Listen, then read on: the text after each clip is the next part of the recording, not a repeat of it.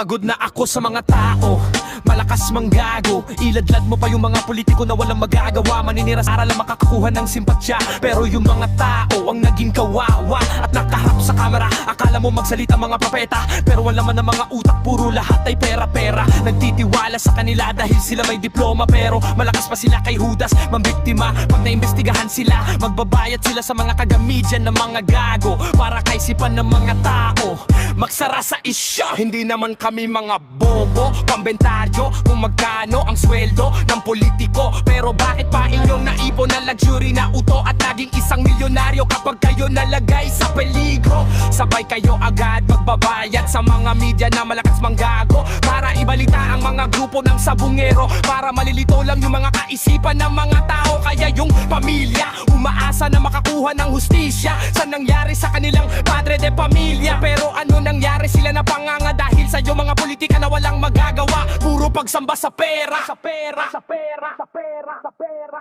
Ako yung rapper na hindi nyo kayang nituhin. Kahit basura nyo nandun sa bituin, kaya ko pa rin kahit ako maging isang kaluluwa. Pero hindi pa rin mabubura sa memorya ng iba. Pag kumanta, naghihimay ng mga letra para hindi maging katawa-tawa. Pag lumalabas sa lamesa ng mga politiko, pag tumira, parang hatol sa silya elektrika.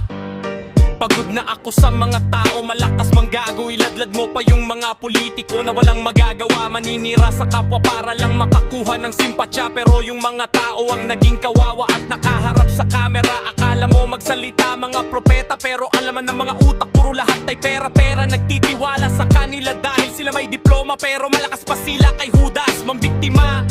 Pag naimbestigahan sila, magbabayad sila sa mga taga-media na mga gago para kaisipan ng mga tao magsara sa isya.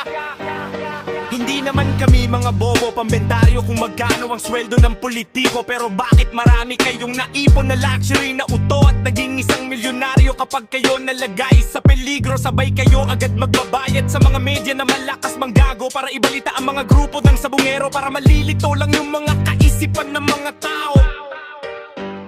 Kaya yung pamilya umaasa na makakuha ng hustisya sa nangyari sa kanilang padre de pamilya. Pero ano nangyari? Sila napanganga dahil sa yung mga politika na walang magagawa.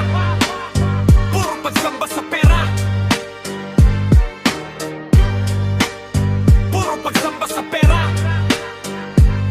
Ako yung rapper na hindi nyo kayang lituhin. Kahit basura nyo nandun sa bituin, kaya ako pa rin kinalkali. Kahit ako maging isang kaluluwa, pero hindi pa rin mabubura sa memorya ng iba. Pag